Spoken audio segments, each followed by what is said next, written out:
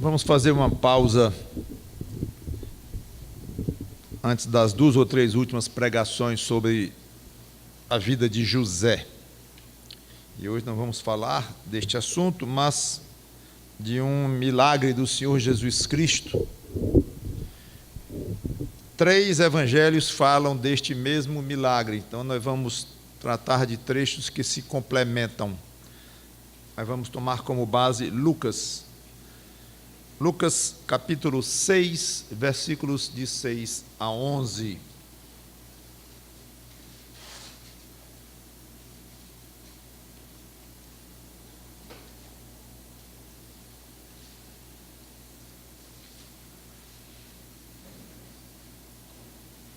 Lucas 6, de 6 a 11,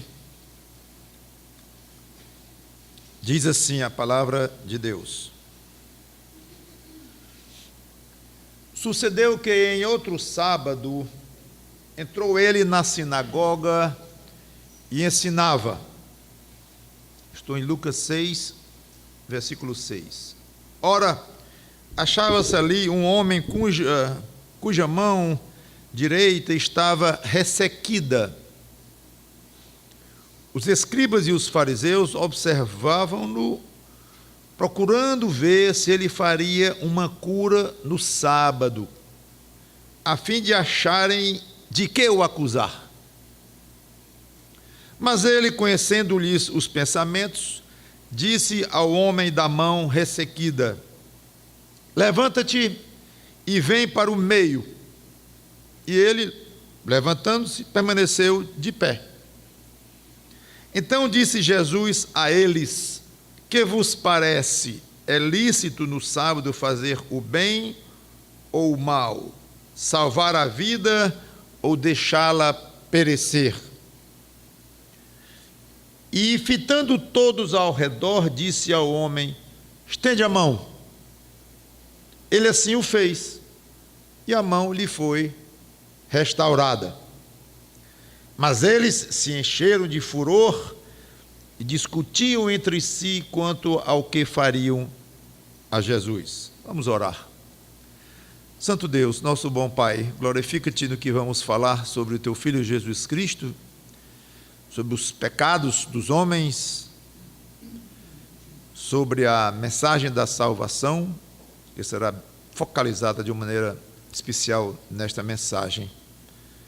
Em nome do Senhor Jesus Cristo, Ele mesmo que nós te pedimos pelos resultados do que vai ser aqui falado na vida de cada um de nós. Todos precisamos do Evangelho, não apenas os que já somos salvos, mas todos,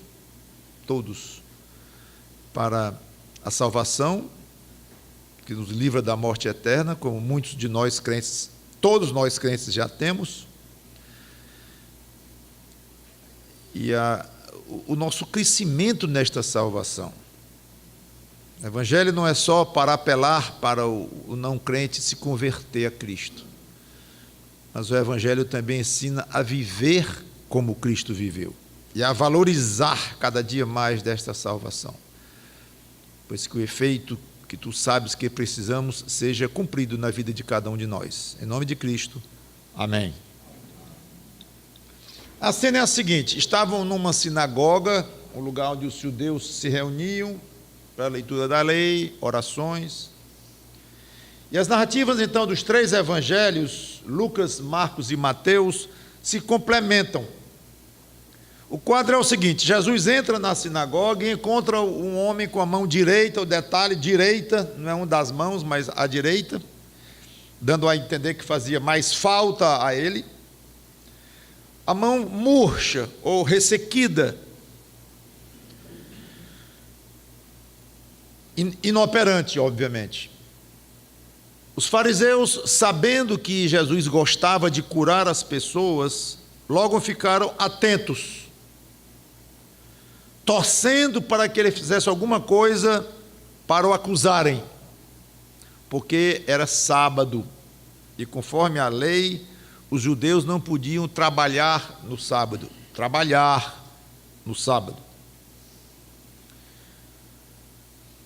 O assunto sábado é muito extenso, eu quero apenas resumir dizendo que Deus criou tudo em 6 dias e no 7º dia ele resolveu descansar, ou seja, ele deu como realizada a obra da criação dele em 6 dias.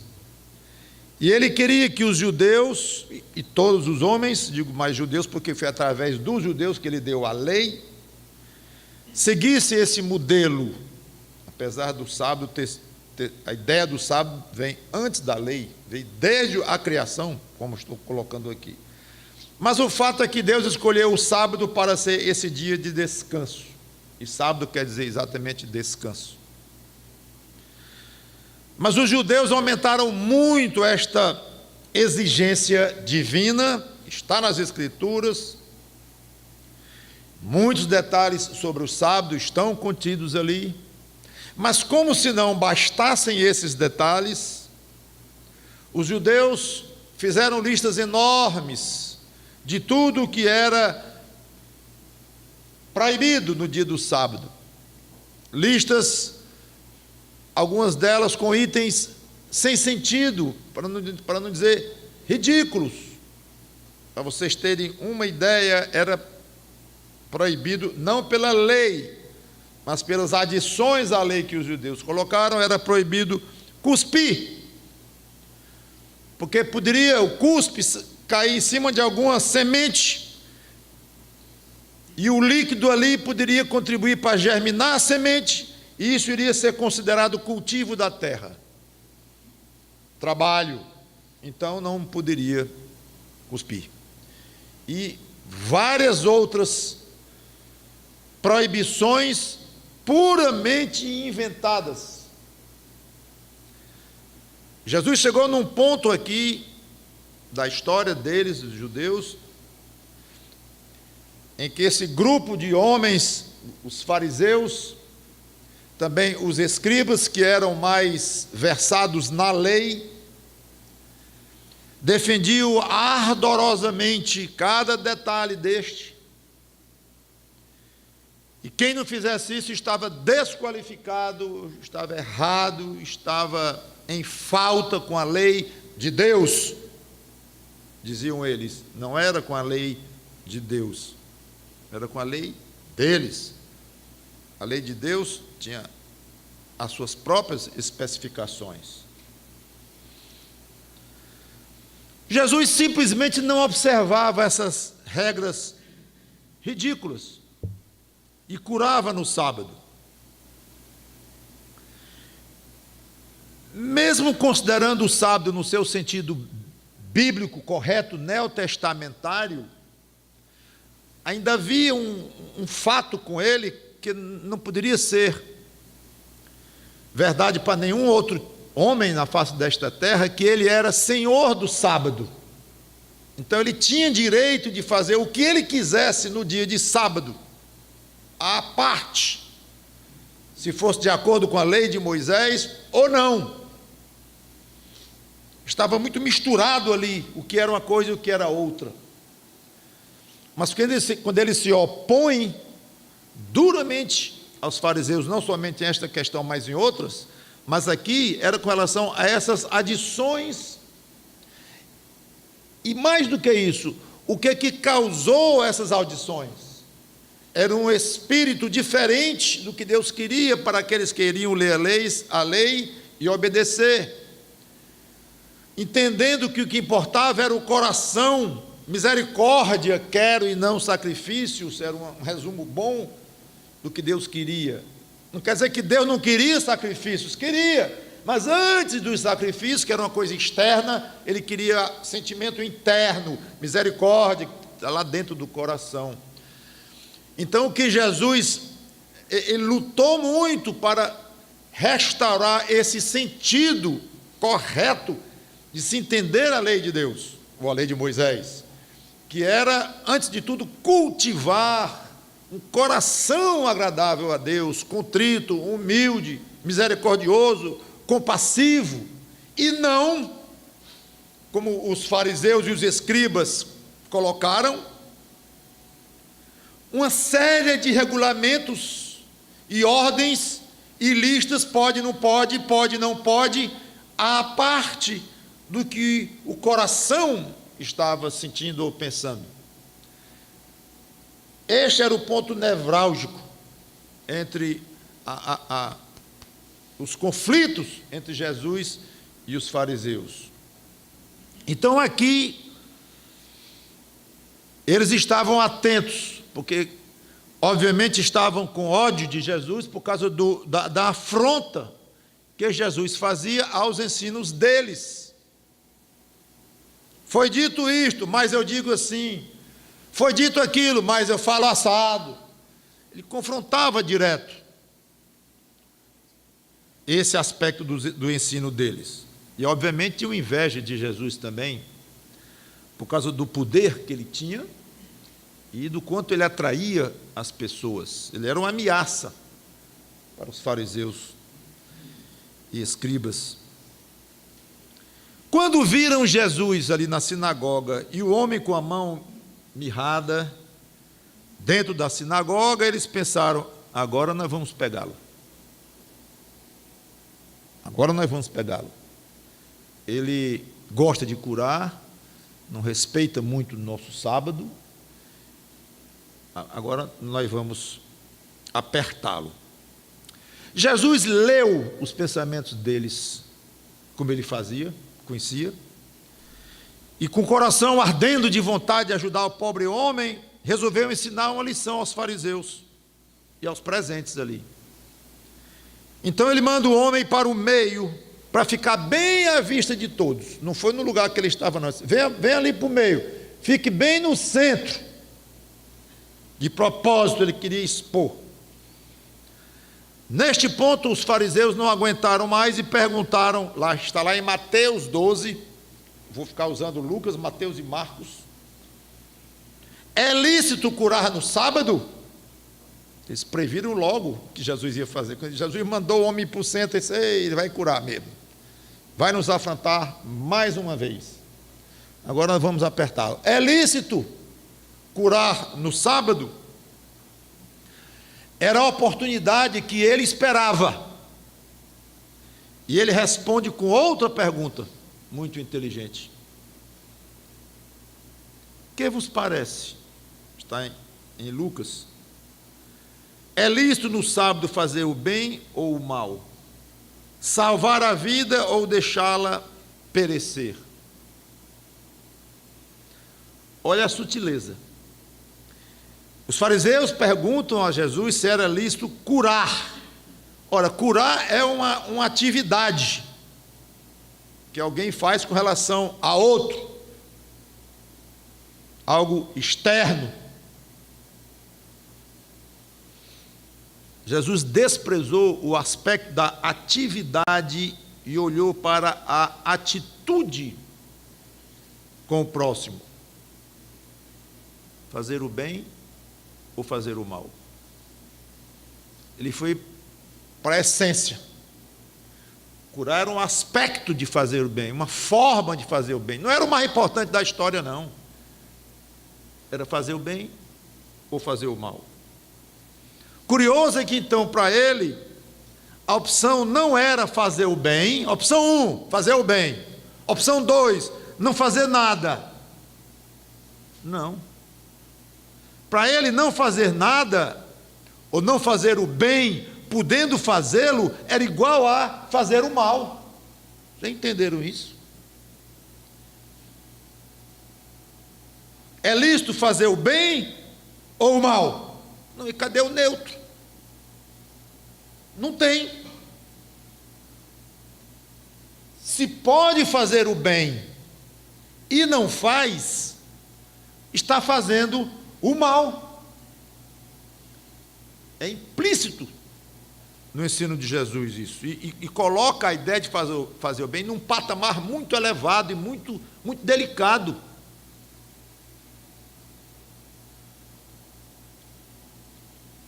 Aí ele pergunta: pelo fato de ser sábado, é lícito fazer o mal?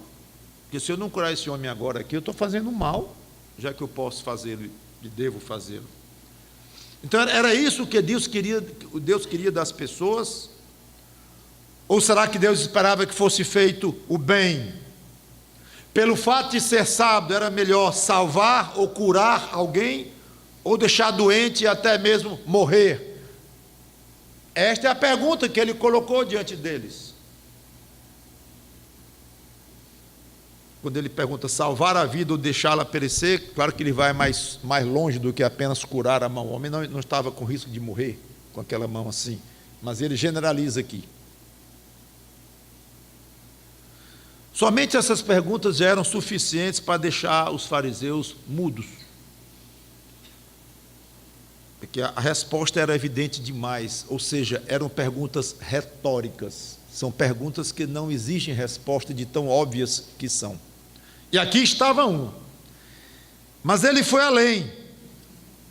Mateus 12, 11 e 12, eu quero ler. Como eu falei, as histórias se complementam aqui. Mateus capítulo 12, versículo 11.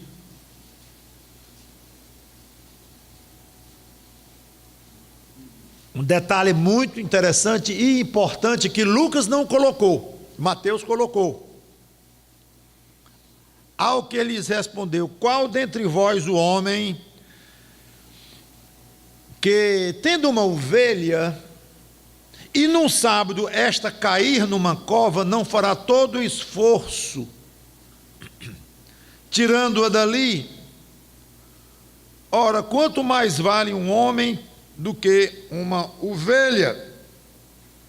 Esse é um argumento muito arguto da parte dele, porque aqui ele expunha toda a falta de amor da parte daqueles homens pelo próximo. Ele expôs aqui. Ele toma como princípio, e é provável que é algo que ele sabia que era feito, estava sendo feito, era normal fazer, alguém ter um animal preso num galho de árvore ou caído dentro de um buraco e tirar o animal, livrar o animal, talvez até salvar a vida do animal naquele dia de sábado. Pela maneira que ele fala, ela era algo conhecido, algo que não chocava ninguém, que era até já praticado. E se não, pelo menos era óbvio a resposta também. Qual é o homem que não vai fazer isso? É como se fosse, ninguém vai olhar uma ovelha caída num buraco e vai deixar de tirar a pobrezinha lá de dentro porque era sábado. Ninguém, é razoável. Então, ele tomou como princípio este fato, que as pessoas estavam livres para salvar um animal. Ora, se esse fato era ou facilmente aceitável pela razoabilidade, era razoável esse fato, ou se já era mesmo, era praticado, parece até que era. Mas espera aí, então, uma ovelha, um bicho, você pode ajudar ou livrar, e um homem, um ser humano, não pode? Aí ele coloca o desamor, ou a falta de amor desses homens pelo próximo, em evidência, de uma maneira muito clara aqui. E ele conclui, lá ainda no mesmo versículo 12, logo, conclusão, é lícito livrar uma ovelha do buraco em sábado? É. Logo, é lícito nos sábados fazer o bem. E mais uma vez, ele não se refere ao ato de curar. É lícito curar. De novo, ele vai para a essência, fazer o bem. A cura é apenas um meio de fazer o bem. Existem 1000 outros meios de fazer o bem. A cura, no caso, seria um só. Então, ele insistia em ir para algo mais básico. Ele sempre gostava de ir para o alvo principal da questão, para o centro da questão, para a essência da questão. Reação dos fariseus, de acordo com Marcos, capítulo 3, não vou ler, porque diz assim, mas eles ficaram em silêncio. Claro, depois desta, vai enfrentar Jesus Cristo, Filho de Deus, sem pecado, puro, sábio, santo, reto, inteligentíssimo. Não há quem enfrente. E ele desmontou os fariseus ali, usando inclusive um bocado de lógica, de razoabilidade. Não foi uma doutrina nova, uma coisa assim, um raciocínio teológico complexo que ninguém nem alcançou, que ele poderia fazer também, como ele estava discutindo com os doutores da lei lá no templo, com 12 anos de idade. Então ele sabia discutir também teologia profunda, claro, a teologia era sobre ele, né? Então pronto, eles ficaram calados, assunto resolvido. Jesus fica alegre com o resultado, que os homens não insistiram mais, deixaram ele curar o homem em paz. Fica satisfeito com a lição que ele tinha dado naqueles homens. Ok? Não. Olhando-os ao redor, indignado e conduído com a dureza do seu coração. Vamos parar aqui. Então ele não ficou coisa nenhuma satisfeito, porque tinha dado uma rasteira lógica de inteligência naqueles homens, tinha se saído melhor na discussão pública. Não estava atrás disso não. Ele era moído por dentro, com aquela demonstração deprimente de falta de amor, de consideração pelo próximo, dada pelos próprios líderes religiosos da época. A palavra indignado significa raiva, ira no grego, orgue. Então, em vez de indignado, poderia estar aqui irado, zangado. E indignado está certo, claro, mas não se esqueça que inclui aí ira. E condoído. Esse condoído, no original, significa profundamente triste. É a palavra triste ou tristeza, seguida por um prefixo que dá à palavra um tom de grande intensidade. Então, o que o texto quer dizer aqui é que ele ficou muito triste, magoado, ofendido, sentido. Curioso é que uma palavra acompanha a outra.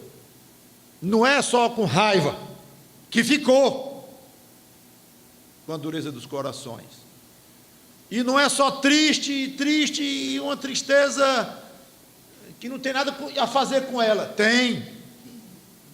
Despertou ira dele e merecia uma ação da parte dele. E isso aplicado para a eternidade é uma lição básica do Evangelho. E a ira de Deus é descarregada sobre o homem pecador, porque o pecado levanta esta ira ao ofender, ao magoar Deus. Então ele estava moído. Como é que os homens podem ser tão ruins por dentro e desprezarem outros a ponto de não ver um pobre homem curado, para que seus ensinos não sejam confrontados e sua autoridade não seja posta em dúvida por motivos mesquinhos? Então estava na hora de Jesus mostrar o seu amor pelos homens e a sua compaixão pelos sofredores, pelos carentes. Aí então ele diz ao homem: estende a mão. E ele estendeu, e a mão lhe foi restaurada. E, curiosamente, a Bíblia nunca explicou como é que Deus faz os milagres dele, que tipo de força ele usa, se é força química, magnética, eletromagnética, força atômica, força... A gente nem entenderia, passaria longe dos PhDs, dos cientistas. Ainda hoje, 2000 anos depois, não iriam entender coisa nenhuma. Como é que Jesus faz assim? Pronto, estende tua mão aí. Está curada, pronto. Sem tomografia, sem ressonância, sem pilates, fisioterapia, curada. Poder, muito poder, e simplicidade, e naturalidade, era natural. Vou lembrar que esse poder era dado a ele pelo Espírito Santo de Deus, que dominava o coração, a mente e o ser dele totalmente, enquanto ele estava aqui, esvaziado do uso dos seus poderes. Você já teve um encravado, eu imagino. Eu já. Muito dolorida. Você não pode usar o dedo. Se usar, tocar dói. E faz falta aquele dedo. Pode ser qualquer um dos 5, pode escolher. Vai fazer uns mais do que outros, mas vai fazer falta aquele dedo. E sem querer você toca e dói. E você fica com o movimento todo comprometido. Quer usar uma escova de dentes e não consegue, coisa tola, mas não consegue. Quer dirigir o carro e é complicado e faz uma falta. Agora você imagina com a mão toda sem poder usar, a mão direita. Podemos imaginar a alegria daquele homem ter a sua mão restaurada. E quanto aos fariseus? Pronto.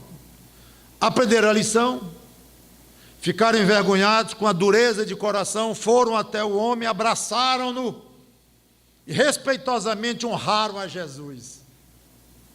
Ah, se fosse. Lucas 6:11, nós até já lemos.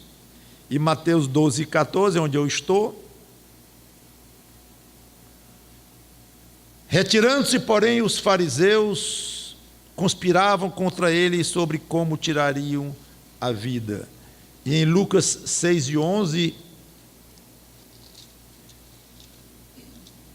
mas eles se encheram de furor e discutiam entre si quanto ao que fariam a Jesus. A palavra furor pode até dar a entender que é sinônimo daquela orge, que é traduzido como ira. Jesus ficou com ira, e eles também ficaram com ira. Não, é outra palavra, uma palavra mais forte. Essa palavra, ela é um composto de um prefixo negativo, que significa não, e outro que significa conhecimento ou entendimento. Sem conhecimento, literalmente significa isso. Mas traduzir sem conhecimento ou sem entendimento, traduzir por furor, não tem nada a ver. Tem, tudo a ver. Porque literalmente a palavra lá significa sem conhecimento, sem inteligência ou sem entendimento. Literalmente, metaforicamente, significa que alguém fica numa emoção tal que fica sem cabeça. Rapaz, pronto, aqui é a nossa expressão. Fulano, como é que ele fez aquilo? Eu conheço, é uma pessoa calma, controlada. Eu não acredito que ele fez aquilo. Rapaz, perdeu a cabeça. Agora, se você for ler no português, perdeu a cabeça, decapitaram. Ou então ele se suicidou, porque ele mesmo cortou a cabeça dele, não sei nem como. Então você vê como tradução é uma coisa interessante, e como o sentido literal, muitas vezes ele fica em segundo plano para um sentido figurado. Exatamente, perdeu a cabeça. Literalmente é perder a cabeça, mas figuradamente é ficar sem, essa cabeça aqui não é a cabeça física, é sem controle, sem noção, ficou cego. Outros dizem, ele ficou cego de raiva. Ninguém não é cego sem enxergar, não. Pois essa palavra aqui é exatamente o que significa, mas mostra a força da palavra. Eles ficaram sem cabeça, pode usar assim, perderam a cabeça, cegos de ódio, sem entendimento, sem a lógica, sem raciocínio, sem razoabilidade nenhuma, cegos. É isso, exatamente assim que a palavra descreve que aqueles homens ficaram, perderam a cabeça. E foi traduzido por furor, tudo bem, que seria uma raiva exagerada ou muito forte, que está incluído nisso, óbvio. Tanta raiva que fica sem condições de raciocinar. Esta foi a atitude dos líderes religiosos de Israel, a uma bela atitude de amor humano da parte de Jesus. A reação foi um plano assassino. Foi a reação. Curou o homem. Não tem jeito não. Esse aí não tem jeito. Vamos matá-lo. Algumas lições e aplicações para nós, uma vez exposta à história. Primeiro, Jesus se deliciava em fazer o bem, ajudar pessoas, aliviar sofrimentos. Ele gostava disso. Como a gente gosta de dizer, ele adorava fazer isto. Ele não queria saber se era sábado, ou era o terceiro dia da semana, ou era o quarto, ou se era manhã, ou se era noite. Ele sofria quando via as pessoas sofrendo. E ele compartilhou o sofrimento daquelas pessoas. Mas o maior mal que aflige a humanidade não é mãos mirradas, ou pernas que não andam, ou um câncer. Mas o maior mal da humanidade é o pecado. E esse mal é impossível de ser curado pelo próprio homem e leva à morte eterna. Não tem cura, não tem solução ao alcance de ser humano algum. Pois Jesus veio também e especialmente, muito especialmente, livrar o homem desse flagelo, deste mal. E o maior bem que ele fez aqui não foi curar mãos, pernas, vistas defeituosas, audições defeituosas, não. Foi curar almas do mal incurável do pecado. 1 Timóteo 1,15 eu não vou ler, ali diz lá claramente que ele veio salvar os homens dos seus pecados, e muitas outras passagens. E para isso ele teve que assumir os pecados de todos os homens e lhe colocar sobre os ombros dele. Quem cresce nele e se arrependesse dos próprios pecados estaria aliviado desse mal, porque seria convertido pelo Espírito Santo de Deus. Me lembro que uma vez eu falando o evangelho para alguém de vida muito complicada,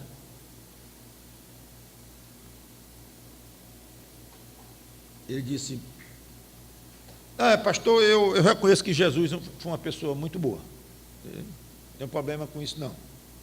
Agora, pena que ele só beneficiou os da época dele. Curou pessoas, curou cegos, ressuscitou mortos, foi bom demais. Quem viveu ali na época dele realmente se beneficiou demais disso. Mas ele morreu. E agora, grande engano, que muitos, coitados, tropeçam nisto. Obviamente eu não aceitei a argumentação e conversei mais ainda. Então Jesus beneficiou, independentemente de época, a todos. Até uma cura física ele pode fazer hoje, e creio que ele faz de uma maneira excepcional, não através de pessoas a que ele dá o dom de cura e coisas assim, não creio que ele está exercendo esse tipo de atividade atualmente, mas creio perfeitamente que ele ainda cura fisicamente de uma maneira que nós não entendemos qual o critério, porque muitos, eu diria a grande maioria, ele não cura tanto que há crentes e mais crentes e mais crentes morrendo todo dia, neste mundo, de todo tipo de doença, de acidente e tudo mais. Mas eu poderia dizer, eu concordo com este homem quando diz que Jesus beneficiou os solos da época dele, mas fisicamente. Hoje não. Hoje ele só nos beneficia espiritualmente. Não concordo nem com isto, porque se ele quiser beneficiar alguém hoje fisicamente, e eu creio que ele o faz, como já coloquei, embora de uma maneira excepcional, mas ele pode fazer e beneficiar. Mas vamos deixar isso de lado. Mesmo considerando que ele não beneficie ninguém fisicamente hoje, nem o mais fiel dos crentes, deixa aqui de lado.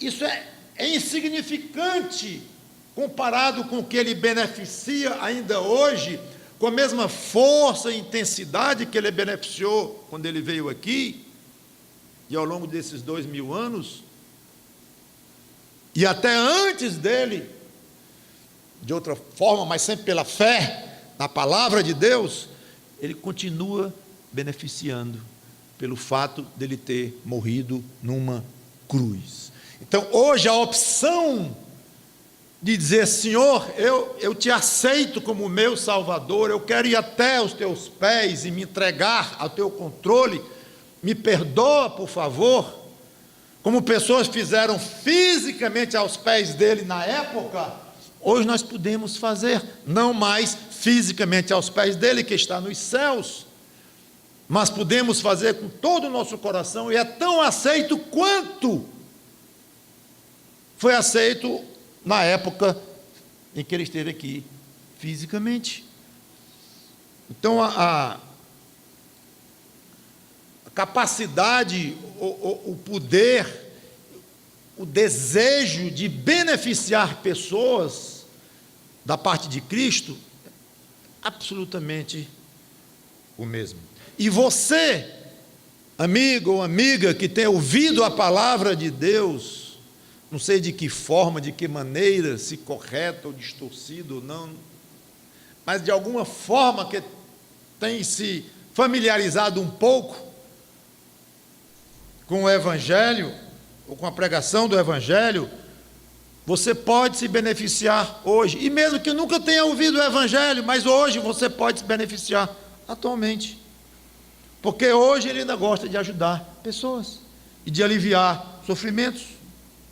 Então, faça o que ele diz e veja o que ele vai fazer por você. O homem da mão murcha obedeceu, vá para o centro. Ele foi. Ficou esperando ali, discussão para lá e para cá, Jesus com os fariseus, e ele ali, fica imaginando que tiveram uma foto dele ali, esperando, ansioso talvez, o que vai acontecer comigo aqui, numa ansiedade tremenda, enquanto Jesus discutia ali com eles, uma discussão breve, mas tensa, grave, não sabemos exatamente quando se passou, ele ali, esperando, no centro. Ele mandou vir, eu vim. Ele mandava voltar, eu volto. Ele mandava ficar aqui de cabeça para baixo, eu fico. O que ele mandava, eu vou fazer aqui. Certamente essa era a feliz disposição dele.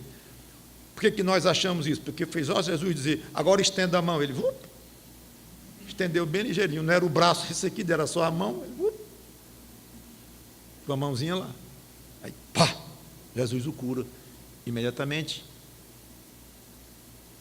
Quer dizer que tu não pode me curar sem eu estender a mão? Tem gente que gosta de discutir essas coisas, tolos. Quer dizer que para Jesus curá-lo, ele tinha que ir até o centro, depois estender a mão. Jesus não tinha poder para curá-lo onde ele estava, aliás, na casa dele, se ele não tivesse nem ido para a sinagoga naquele dia, aquele homem da mão mirrada, claro que podia, e ninguém vai perder tempo, porque que ele curou uns, não curou outros, e hoje de uma maneira assim, de uma maneira assada. As pessoas perdem tanto tempo, se desgastam tanto com esse tipo de questionamento tolo que não leva a nada. Faça o que Jesus manda e aguarde o que ele vai fazer por você. E o que é que ele manda que você vá até Ele e descarregue sobre Ele suas angústias, suas aflições, confesse a Ele os seus pecados e peça perdão a Ele pelos seus pecados e creia que Ele tem o poder de perdoar os seus pecados e dizer assim: você não vai mais para o inferno, você agora é um filho de Deus através da fé em mim. E Ele fez isso porque comprou o direito do seu sangue, para não dizer da sua alma, quando Ele morreu naquela cruz. É isto. Agora, quando Ele vai fazer, como Ele vai fazer, de que forma Ele vai... Deixe com Ele. E pare de questionamentos, e pior do que questionamentos, pare de dúvidas, com dúvidas. O homem da mão murcha obedeceu, não esqueça disso, 2 vezes. Foi para o centro e estendeu a mão. Então seja humilde e arrependa-se dos seus pecados, creia nele e você vai, se não fez ainda, e vai ver que você ficará curado da sua alma, é garantia dele próprio. Segunda observação que eu tenho a fazer era o senso de urgência dele, também é algo misterioso para nós, mas nesse caso é evidente, porque uma pergunta que poderia vir à tona: Senhor Jesus, um minutinho aqui, hoje é sábado, um dia polêmico, a gente nem concorda com o fariseu falando, como é que deve usar o sábado, o senhor acha que é uma coisa, a gente acha que é outra, que é um dia meio complicado para fazer alguma atividade, é trabalho ou não é trabalho, o que é permitido, o que não é, isso é muito polêmico. Agora, senhor, se esse homem estivesse aqui morrendo de infarto, no chão, todo roxo, vá lá, que o senhor fale, é lícito fazer o bem ou o mal, tirar a vida, ou salvar, ou deixar morrer. Mas, senhor, vamos e venhamos, esse homem não está morrendo, ele não está com nenhuma emergência. Ele foi para o hospital agora, ele não entra nem na emergência normal, vamos marcar uma consulta com ele, se fosse no Brasil, daqui a 3 meses. Mas, tudo bem, não era emergência. Então o senhor faz essa confusão toda e discute conosco e argumenta e tudo, e fala em fazer, em salvar, fazer perecer, não é nem um assunto, porque o senhor não espera até amanhã, 24 horas, e faz isso amanhã, e ninguém briga. Boa pergunta, não é? É agora. Porque é agora. Eu preciso e vou curar este homem agora. Eu vou fazer agora. E se eu não fizer, eu estarei fazendo um mal contra ele ao não fazer, ao me omitir. Neste caso, com este homem, claro que isso não poderia se aplicar a todo e qualquer tipo de pessoa que passou na frente de Jesus. Não. Apesar de que disse que ele curou a todos, ajudou a todos, mas de várias formas, em tempos diferentes, de maneiras diferentes, ocasiões diferentes, mas não se discute com Deus. E naquele dia, ele tinha uma urgência, com relação à cura física daquele homem. Não me perguntem por que Jesus não podia esperar 24 horas, mas não podia. Aplicando isso para o aspecto espiritual, é impressionante como nós vemos a Bíblia dar um sentido de urgência, não para a cura da mão, ou de um problema físico no organismo, mas da alma. É urgente, é muito urgente. Eis aqui agora o dia da salvação, agora. A Bíblia toda dá este tom de emergência para salvação da própria alma. Jesus continua enviando pregadores, obreiros, discípulos para falar do Evangelho. Fala a palavra, insta, insiste, argumenta, quer seja oportuno ou não tem tempo oportuno para falar a palavra, fala.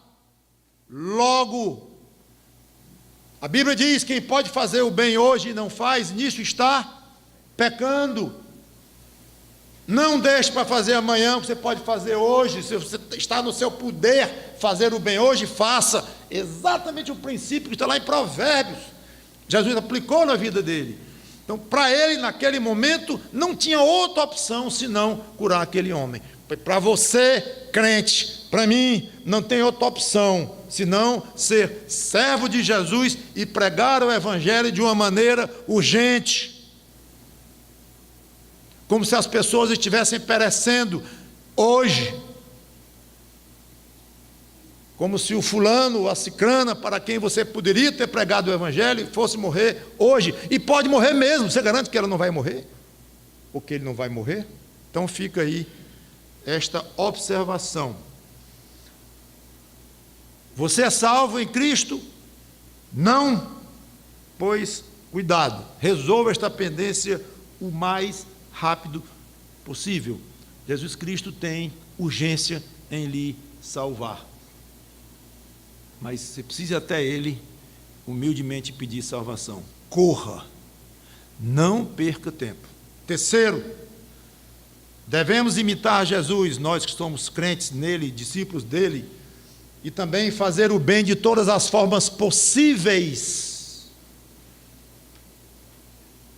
É interessante quando essa história é contada, todos antipatizam com os fariseus, com os escribas, que se opunham ao belo ministério de Jesus e nem queriam ver o homem curado, por causa de interesses próprios. Tudo bem.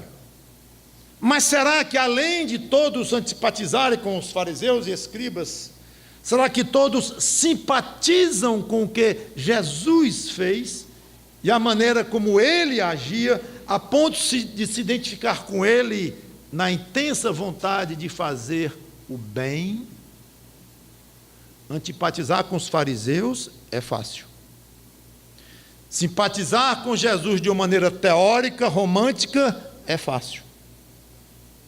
Mas simpatizar com Jesus a ponto de realmente alcançar o estágio em que ele estava, de desejar intensamente fazer o bem, incluindo com grande resistência, resistência essa que terminou na morte dele numa cruz.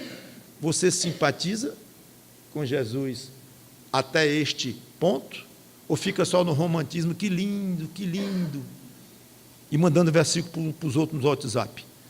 Tudo bem, pode mandar versículo à vontade, mas cuidado para não exagerar nisso, tanto versículo para lá, e se sente espiritual, se sente cumprindo o Evangelho, se sente crente fiel, porque está mandando 5. Olha lá, não é mais versículo não, eu vou mandar agora 5 capítulos logo.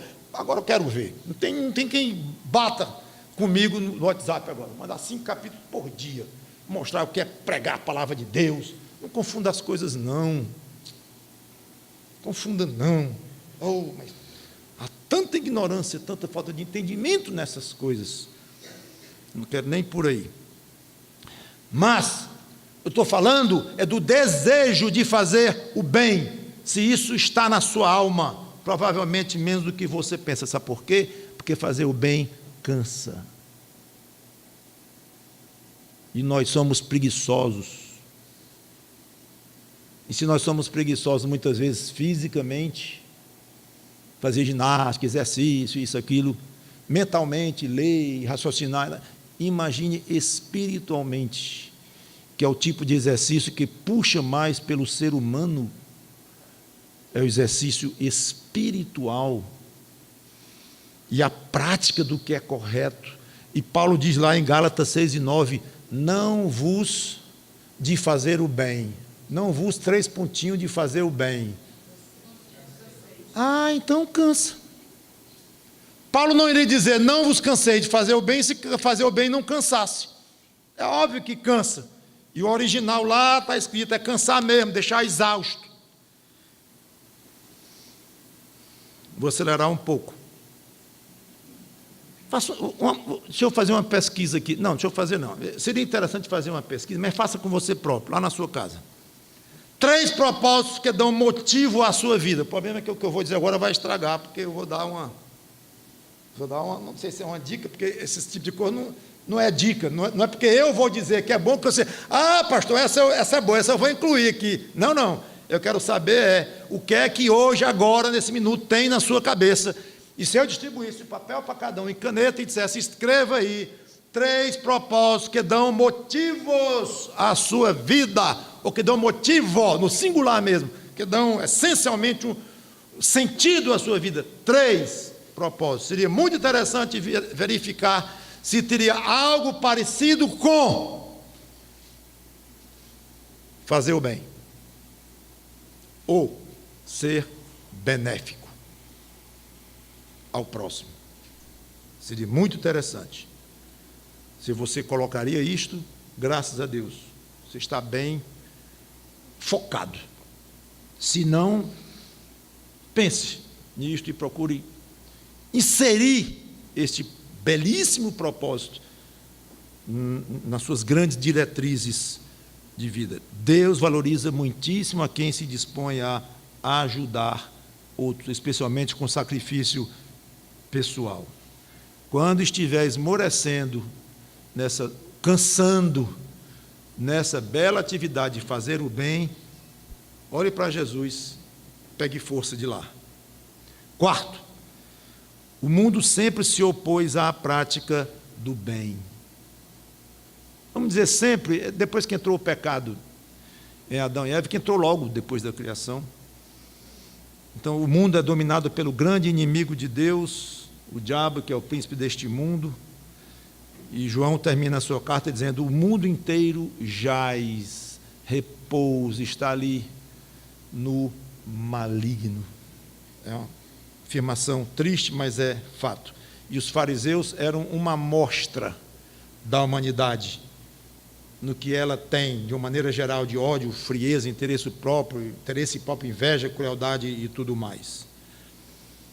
E aqueles homens eram elite espiritual em Israel. Mas para o pecado não tem raça, não tem sexo, não tem dinheiro, não tem cultura. O pecado nivela a todos por baixo. Então, todos nós sabemos que é assim. Todos pecamos, infelizmente, inclusive os salvos. Obviamente, de uma maneira muito mais restringida do que os que não têm Cristo. Quero dizer 2 coisas com isto.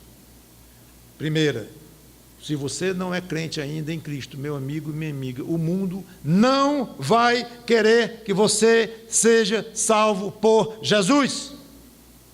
Do jeito que os fariseus e escribas, as autoridades religiosas, não queriam que aquele pobre homem fosse curado da sua mão. De uma maneira interesseira, grosseira, à parte dos planos de Deus, completamente em desamor, para não dizer desprezo e ódio pelo semelhante. O mundo é dominado aqui agora, por enquanto Deus assim permite, pelo diabo. E ele não tolera ver alguém salvo das garras dele.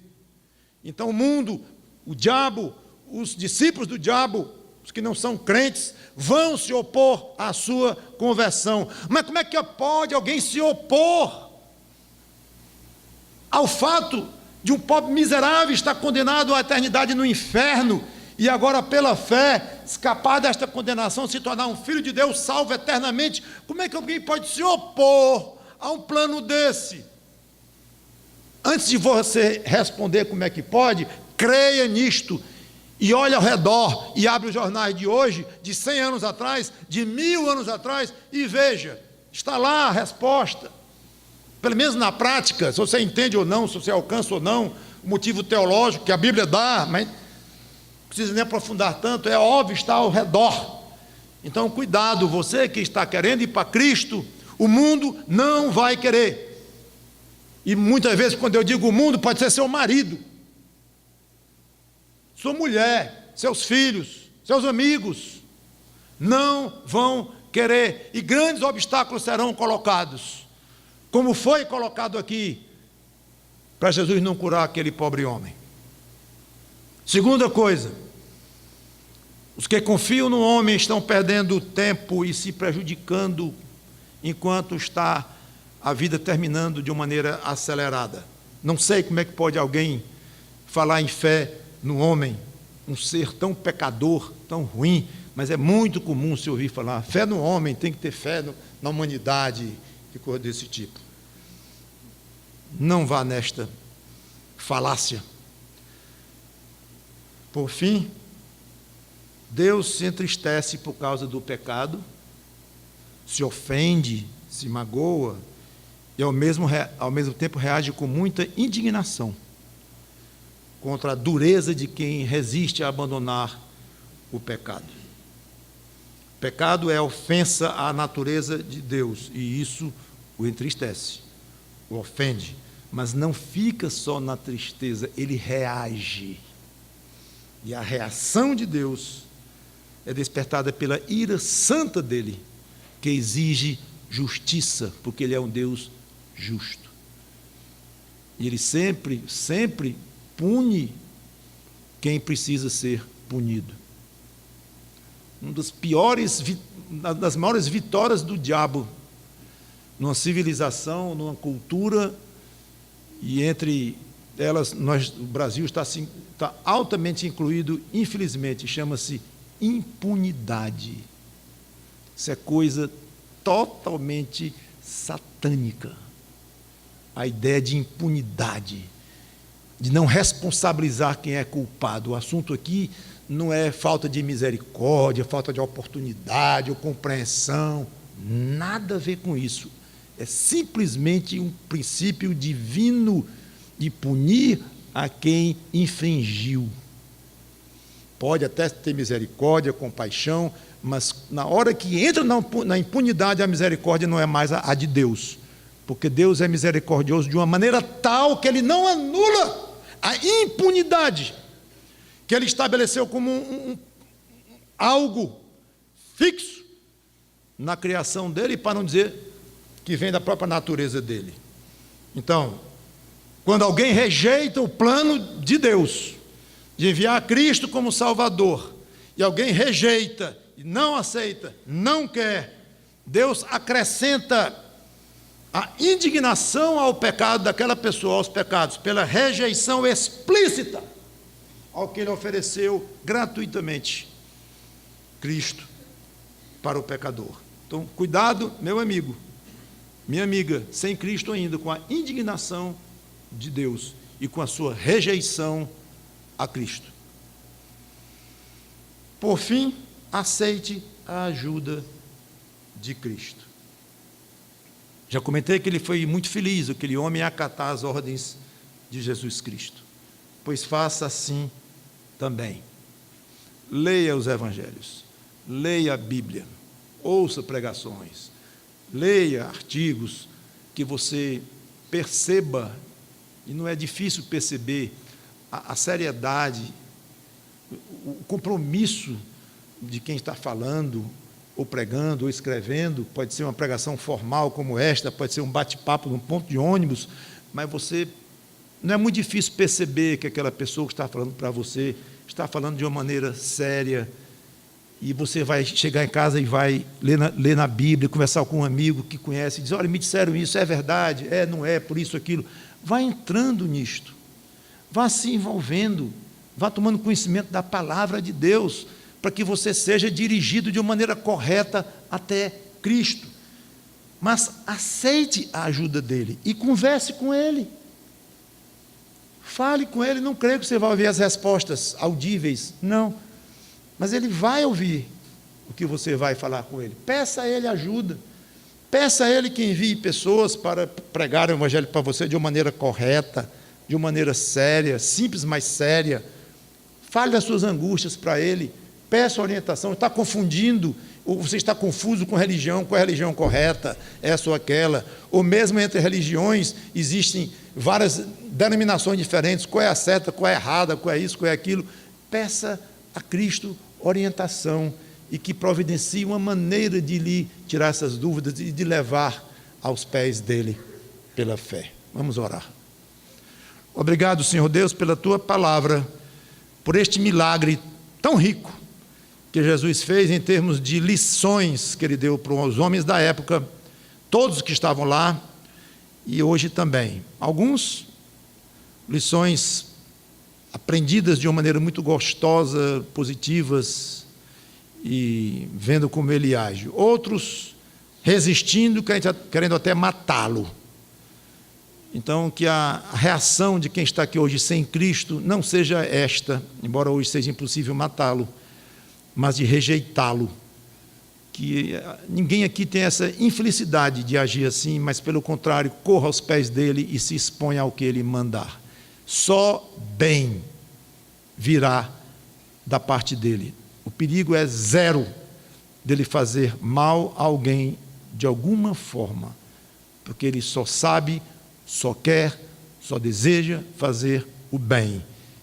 Isso inclui cada pessoa aqui presente. Em nome do Senhor Jesus Cristo, e pedimos e agradecemos nós que já somos salvos em Cristo. Muito obrigado por esta salvação. Amém.